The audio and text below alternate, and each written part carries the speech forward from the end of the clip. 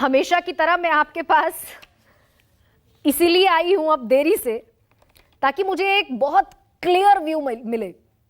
ये तो आप भी उस समय सरकार में थे जिस समय लालकृष्ण आडवाणी ने चिट्ठी लिखी प्रधानमंत्री मनमोहन सिंह को और एक संतुलित पैनल बनाने का आग्रह किया कि भाई 2 विपक्ष के नेता हो जाएंगे, 2 सत्ता पक्ष के हो जाएंगे और एक सीजेआई हो जाएगा। ना विवाद होगा, ना आरोप लगेंगे, ना सिर फुटअव्वल होगी, ना किसी तरह की छवि का संकट होगा।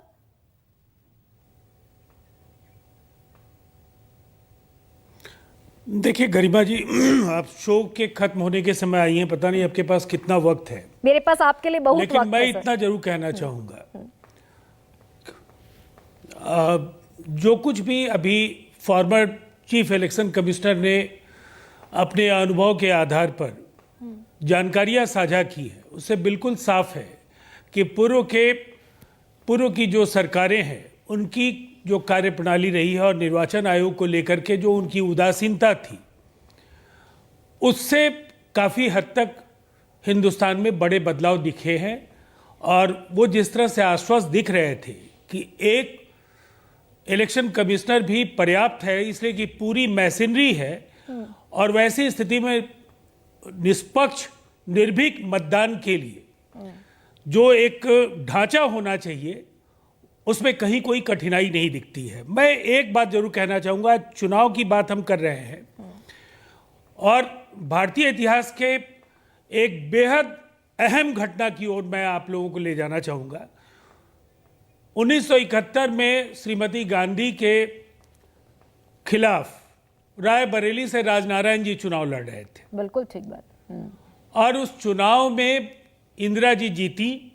इंदिरा जी के निर्वाचन की वैधता को राजनारायण जी ने चुनौती दी। स्टेट वर्सेस राजनारायण, वो बहुत ही महत्वपूर्ण एक वाकया है जहां निर्वाचन आयोग या निर्वाचन से जुड़े हुए पदाधिकारियों की अकर्मण्यता और चुप्पी, दूसरी तरफ भारत की न्यायपालिका की जो निर्भीकता है, इन दोनों का उस फैसले से जुड़ाव है। जस्टिस जगमोहन सिन्हा का फैसला 1975 में आया। उन्होंने न केवल इंदिरा जी के चुनाव को अवैध ठहराया, हालात ऐसे बने कि उस फैसले को पलटने के लिए इस देश में इंदिरा जी ने आपातकाल लागू करने का निर्णय ले लिया। और एक दूसरा वाकया 1973 में जस्टिस एएन रॉय, हम न्यायपालिका के पर कतरने की बात करते हैं, सरकार पर कई तरह के आरोप लगते हैं, लेकिन 1973 में जस्टिस एएन रॉय केवल 4 साल उन्हें सुप्रीम कोर्ट में आए हुए थे और 3 वरीय जजेस को सुपरसीड करके उन्हें मुख्य न्यायाधीश सुप्रीम कोर्ट में बनाया गया।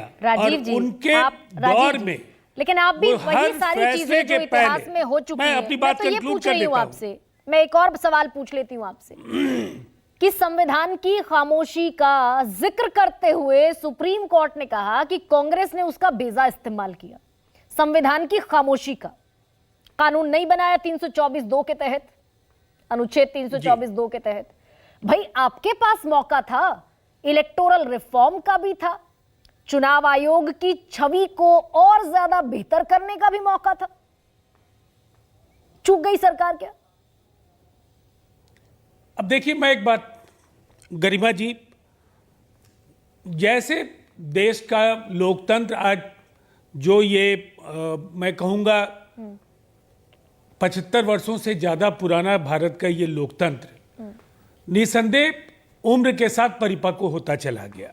और चुनाव सुधारों की जो प्रक्रिया है वो कहीं ना कहीं वो उससे उम्मीदें हमारी बढ़ी हैं, लेकिन उस दौर को भी हम लोगों ने देखा है। मैं उस राज्य में हूं जहां मतदान के लिए आपको लगता ऐसा था कि आप किसी देश पर आक्रमण करने की तैयारियां हैं, एक अपने गढ़ को बचाने की कोशिश कर रहा है, दूसरा आक्रमण कर रहा है, और मतदाता, निरीह मतदाता अपनी सुरक्षा को लेकर के कितना आशंकित होता था। गोलियां चलती थी, बाजाबता उसकी रणनीति बनती थी और नतीजे फिर आते थे। देखिए, और उसके बाद ईवीएम का दौर आया। हम लोग एनडीए में भी रहे, उस दौर में भी ईवीएम को लेकर सवाल हमने नहीं खड़े किए, और जिस समय नीतीश कुमार जी को केवल 2 सीटें लोकसभा में आई तब भी हम लोगों ने ईवीएम पर सवाल खड़े नहीं किए, इसलिए कि हर सिस्टम में त्रुटियां हो सकती हैं, लेकिन अगर उत्तरोत्तर हम बेहतरी की ओर बढ़ रहे हैं तो सिस्टम पर सवाल बार बार खड़े करके उसकी विश्वसनीयता को संदेह के दायरे में लाकर तो अभय दुबे ये जिम्मेदारी अब विपक्ष की भी है क्या? आऊंगी पर भी राजीव कई जी। बार आप सवाल खड़े करते हैं। ठीक है, तो अभय दुबे ये विपक्ष की भी जिम्मेदारी है क्या कि कहीं तो जाकर विश्वास करना पड़ेगा? हम अपने देश के कैबिनेट रैंक के, कैबिनेट सेक्रेटरी रैंक के वो अधिकारी हैं, फिल्टर्ड होकर पहुंच रहे हैं, और लीडर ऑफ ऑपोजिशन शामिल है। डिसेंट नोट रखिए, कहीं भरोसे की जरूरत विपक्ष को भी है क्या? आज आपने चर्चा इस विषय पर क्यों की? क्योंकि एक जिम्मेदार चुनाव आयोग के अधिकारी ने इस्तीफा दे दिया। देश भर में चर्चा इस बात की है कि किन परिस्थितियों में उन्होंने इस्तीफा दिया। एक कर्तव्यनिष्ठ अधिकारी जो पश्चिम बंगाल की यात्रा में गए थे, स्वास्थ्य खराब होने के बावजूद उन्होंने मीटिंग अटेंड की, उनके होटल में डॉक्टर बुलाया गया। ऐसी क्या गंभीर परिस्थितियां और दबाव थी कि उन्होंने इस्तीफा दे दिया? जब इन संदिग्ध परिस्थितियों में इस्तीफा दिया गया है, उनकी तरफ से कोई बयान भी नहीं आया, तब हमको बहुत अधिक निष्पक्षता की आवश्यकता है, क्योंकि समूचा प्रजातंत्र सत्ता की सरपरस्ती में दबाव में है और संदिग्ध अवस्था में ये परिस्थितियां निर्मित हुई है। तब हम चाहते हैं कि पारदर्शी व्यवस्था हो, और जिस सर्वोच्च अदालत का आप जिक्र बार बार कर रही है, उस अदालत ने सिरे से खारिज नहीं कर दी। उन्होंने इंटरिम रिलीफ नहीं दिया था उसमें कि ये जो कानून बनाया है वो ठीक है या नहीं है। हाँ, पार्लियामेंट का अधिकार है, लेकिन प्रचंड बहुमत का अर्थ ये नहीं कि दमनकारी हो जाए वो। सभी की आवाज सुननी चाहिए। अगर चीफ जस्टिस ऑफ इंडिया होते इस सिलेक्शन कमेटी में, तो तकलीफ सिर्फ एक ही राजनीतिक दल को थी, वो सत्ताधारी दल को थी, क्योंकि इलेक्टोरल बॉन्ड का जैसा फैसला वो भी तो पार्लियामेंट से कानून बना था, उसको पलटा की नहीं। उन्होंने कहा कि फंडामेंटल राइट का तो अभय वायलेशन। दुबे, कितनी उम्मीद आपको, कितनी उम्मीद? क्योंकि आपकी भी नेता है मध्य प्रदेश की जया ठाकुर, उन्होंने भी मूव की है एप्लीकेशन सुप्रीम कोर्ट में। देखिए, इंडिविजुअल कैपेसिटी में कोई मूव कर सकता है। कांग्रेस पार्टी ऑफिशियली, हम तो जनता की अदालत में, सदन में, क्योंकि सदन में तो रोन देते हैं ये तो हम अगर डिसेंट दे भी, हम जैसे आपके संजय सिंह जी ने कहा था, जब 3 काले कानून लेकर आए तो उन्होंने वोट डिवीजन की मांग की, उठाकर बाहर फेंक दिया 21 सांसदों को। ये तो दमनकारी रवैया सदन के अंदर, सदन के बाहर भी है।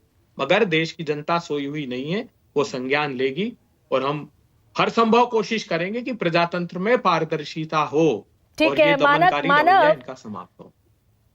अब ऐसे में सुप्रीम कोर्ट फिर से अगर इसको क्वेश कर दे, फिर से अगर लिस्ट ना करे इस एप्लीकेशन को, सुप्रीम कोर्ट के ऊपर तो हम प्रश्न चिन्ह नहीं लगा सकते।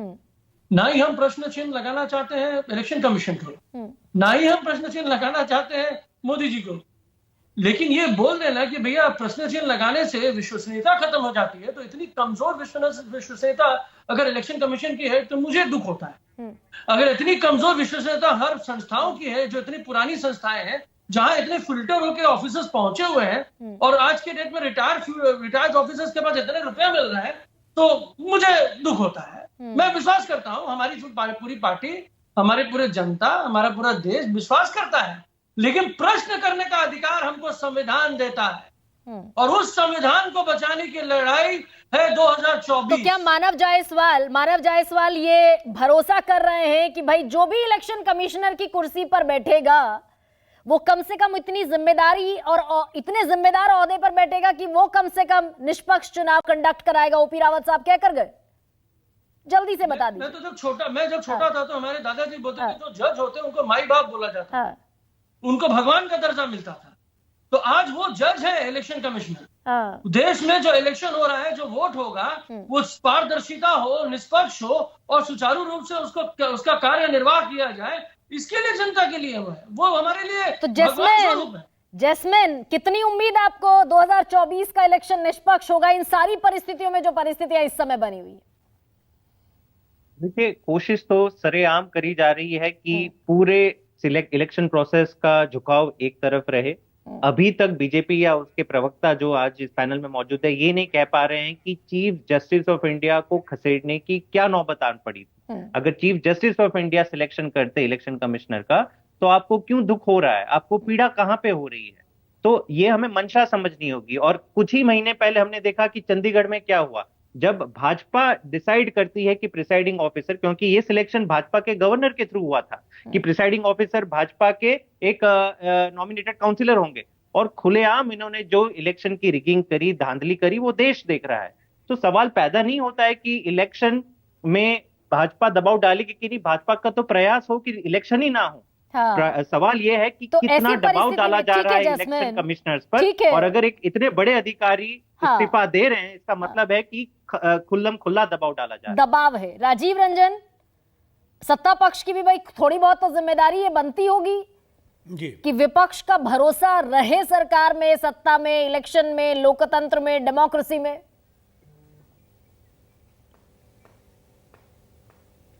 देखिए, विपक्ष को निश्चित तौर पर रचनात्मक विपक्ष की भूमिका में दिखना चाहिए। हर सवाल, केवल सवालों से आप समाधान नहीं ढूंढ सकते हैं। लीडर ऑफ अपोजिशन वहाँ पैनल में है, और मुझे लगता है कि सिलेक्शन कमेटी बिल्कुल अपना काम पूरा करेगी। जब जिनका नाम सेलेक्ट कमेटी ने तय किया, सेलेक्ट किया है, और उन नामों में से किसी एक नाम या दो जो खाली जो पद हैं उसको भरा जाना है, तो ये एहतियात सर्च कमेटी ने किया, बढ़ता होगा कि उसमें कोई विवादित पृष्ठभूमि का अधिकारी नहीं हो ना हो। तो ये और उम्मीद मुझे कर सकते विश्वास हैं है राजीव जी। इलेक्शन कमीशन की जो साख है, उसकी गरिमा है, हाँ। निसंदेह निसंदेह उसके साथ कोई भी खिलवाड़ नहीं करना चाहेगा। तो कुल मिलाकर अभी 14 तारीख को मीटिंग होनी है, प्रधानमंत्री जो मीटिंग करने वाले हैं सिलेक्शन कमेटी की, और उसके पहले